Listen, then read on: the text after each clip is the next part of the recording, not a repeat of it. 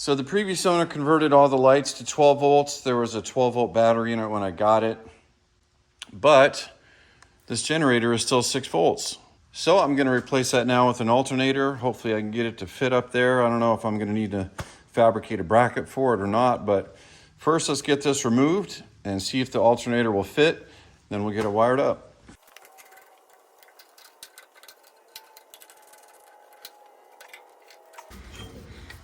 All right, there we go.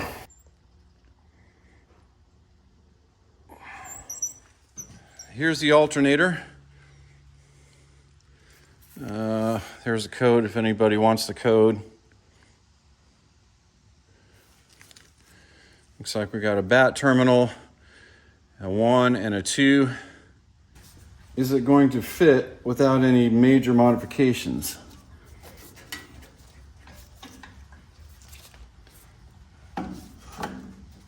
What would be the chances of that? I kind of saw that coming. I'm gonna have to make my own bracket for this thing.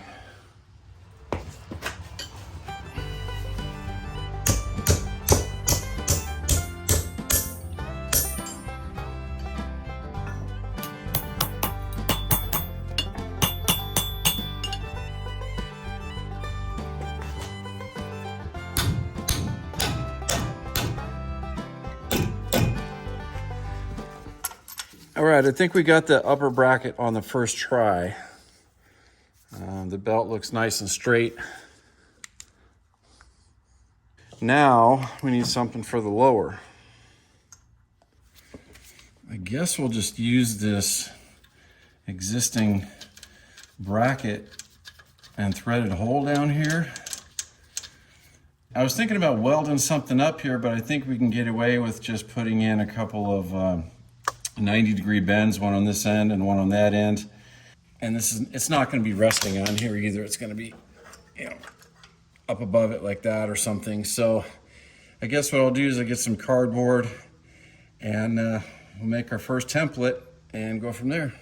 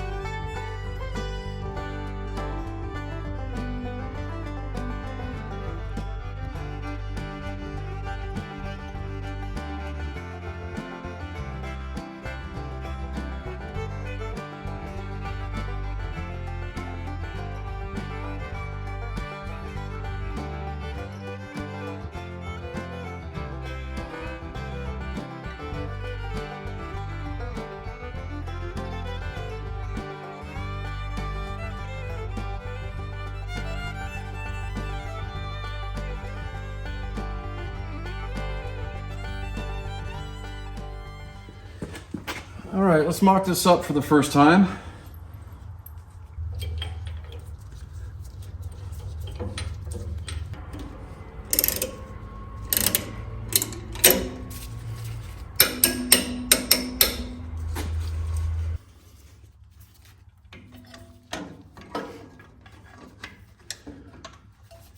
Like this. Like that. And then the hole in the housing of the alternator down here is actually threaded. So I found the bolt with the same size threads, and if it comes through far enough, I might put a nut on the other side just to be safe. Yeah.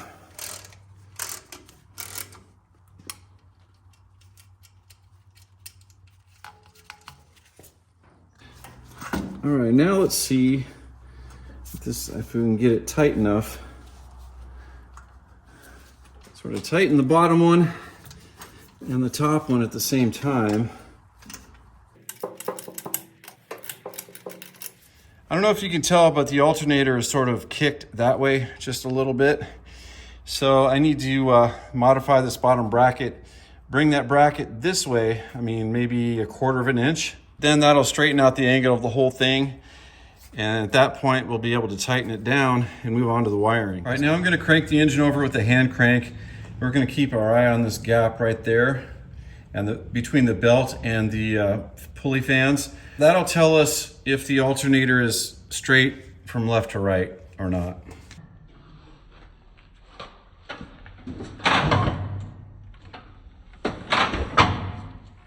All right, here's the finished product.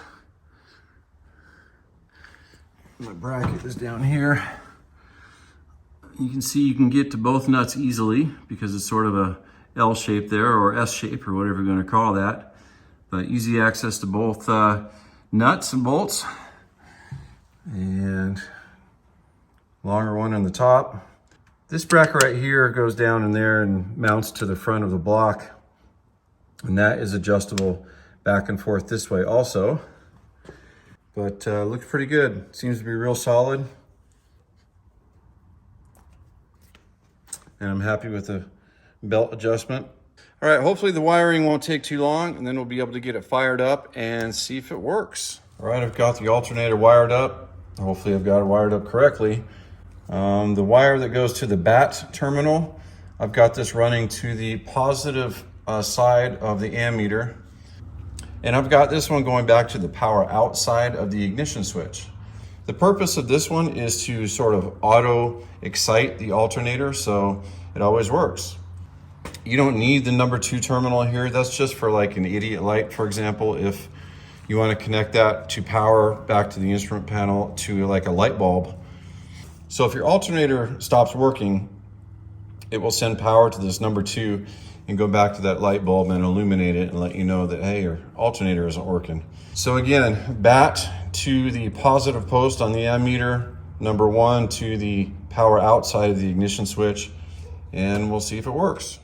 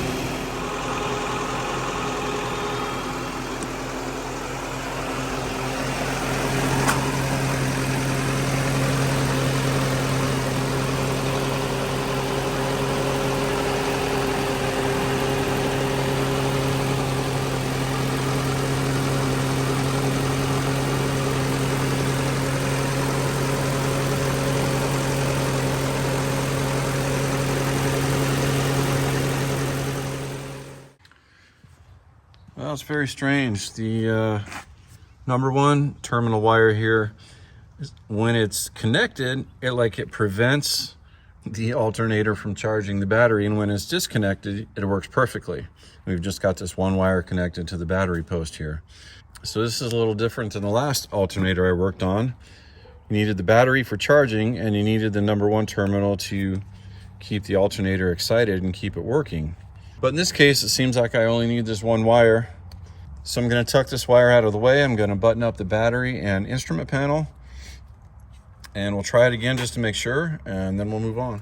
All right, the system is working perfectly. We're getting an excellent charge. The ammeter is behaving properly. And again, we just have that one wire attached to the battery post, and that goes back to the positive side of the ammeter. And that's all that was necessary for this one.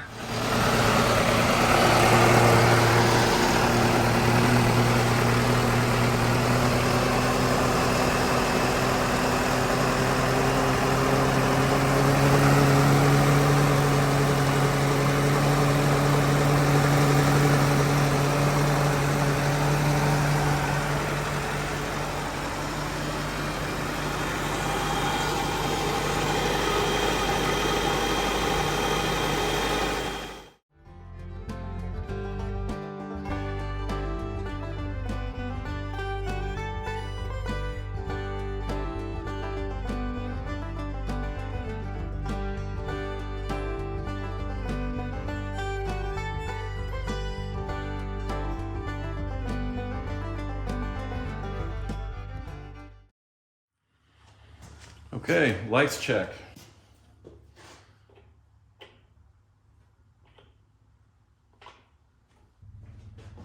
Lights are good.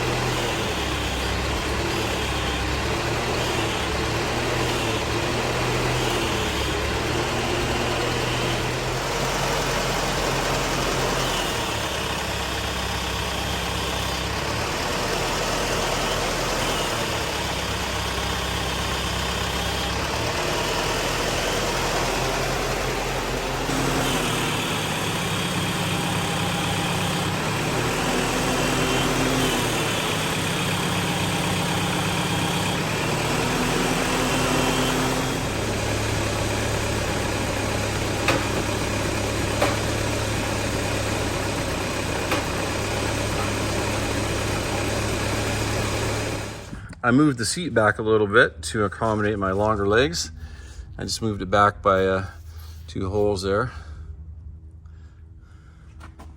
It's not much of a spring on this guy. The whole thing just sort of operates by tension. You know, it mounts up here, and then these are kind of like almost like mini leaf springs. So most of your weight is back here on the seat, and it just pushes down on the springs like that.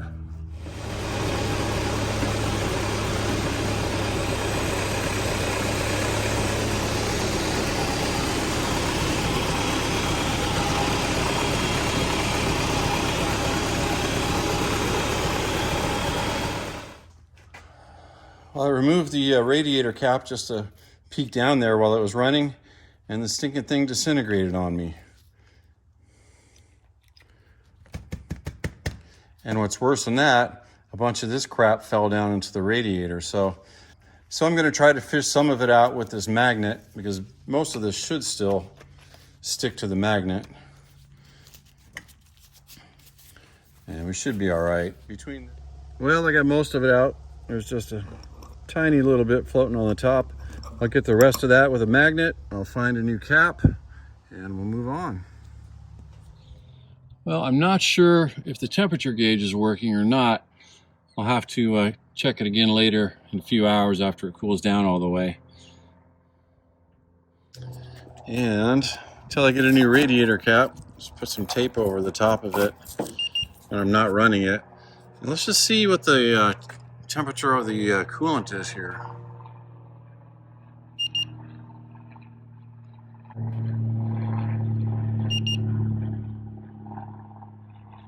Okay, well, that's good. I'd say that's pretty close to operating temperature, but again, you would think that needle would be higher on the gauge. I don't know, keep an eye on that. I haven't touched any of this stuff back here since I've got the tractor, so it all came like this. This is clearly some sort of a quick hitch. You pull that up. This handle on top is spring loaded for opening and closing. And this thing just locks around a bar or whatever you got going on. Well, that's pretty handy. I'm gonna definitely keep this for something for the future. But for now, I think this drawbar is gonna be more useful to me without this on it. There's a pin on the bottom.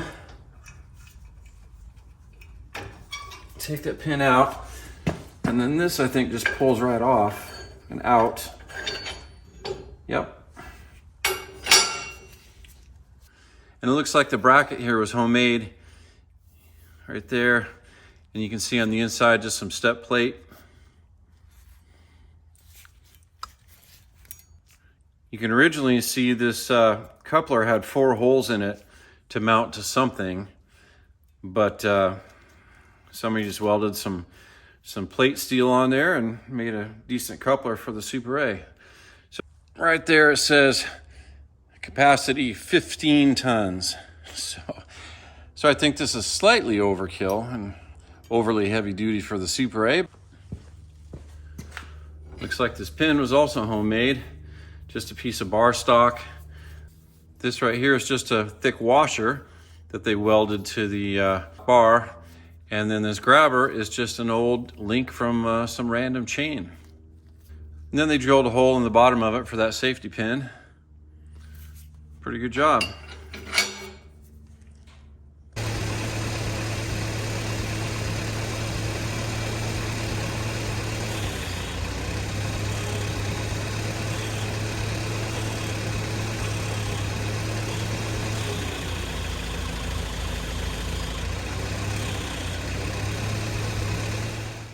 All right, let's take a look at this 3-point conversion here. We just got some plates that are bolts to the tractor with the lower arms attached on both sides. Pretty simple. These chains here just sort of prevent overextension on the arms, but it looks like they use good quality materials and fasteners and pins.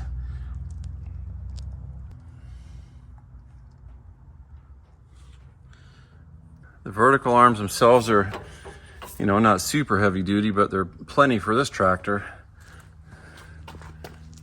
Pins on top on both sides. And then this overall 3-point drawbar here, I've been looking for one of these for a while. You can do all kinds of things with these for pulling. Again, it's pretty heavy duty. Good quality materials here went into this conversion. The top link, looks just fine.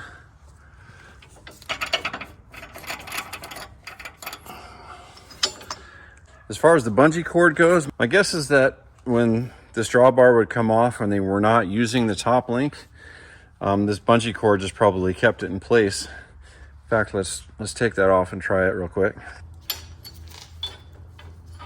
Now this drawbar should flip down out of the way. We'll just leave it on the ground for now. Yeah, it's just holding it up. Actually, that's pretty convenient. Otherwise, it would just, sort of dangle down there. It may or may not be low enough to rattle around in the chains, but I think the main purpose of the bungee cord was the convenience here. Yeah.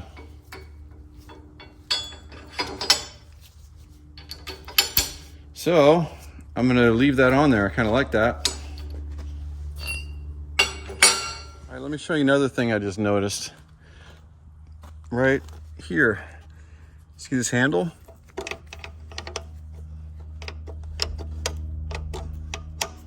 Come around to the front of the tractor. This tractor is equipped with Radiator shutters. You can sort of see the shutters back in there, right?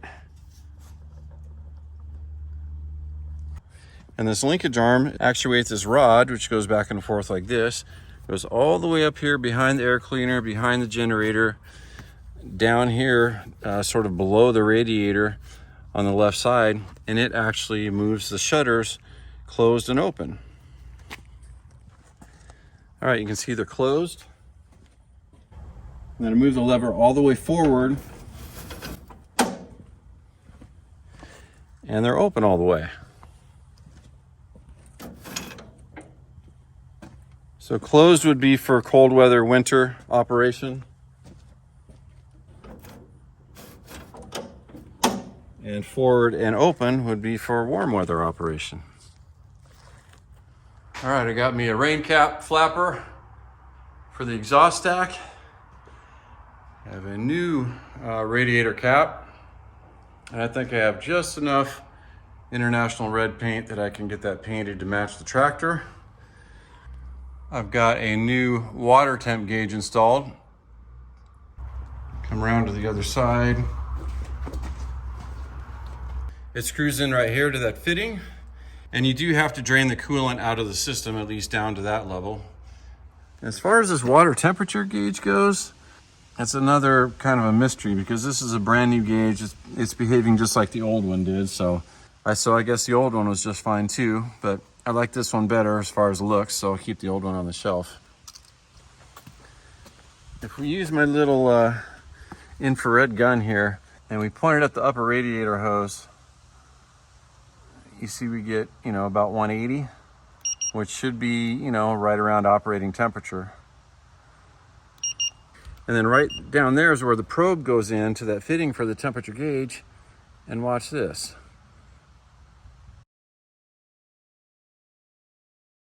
So I cannot explain that. I mean, that housing right there seems to be the coolest part on the whole engine. So I don't know if that was sort of a design flaw or what, but that doesn't seem like a very good place to put a water temperature probe because it doesn't reflect the accurate temperature of the coolant. So anyway, we know she's not overheating. I didn't have any good International Red, so I just painted that cap black for now. I'll pick up some red at a later date. I'm very happy with this tractor so far. We're only 2 videos in and it's just about ready to be put back to work.